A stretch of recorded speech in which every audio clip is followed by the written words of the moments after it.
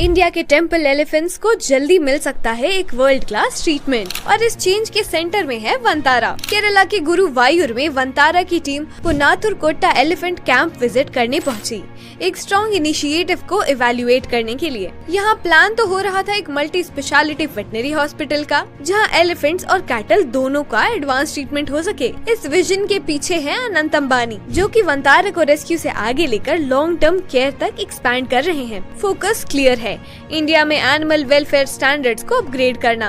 अगर ये इम्प्लीमेंट होता है तो गुरुवायूर एक स्ट्रॉन्ग बेंचमार्क बन सकता है।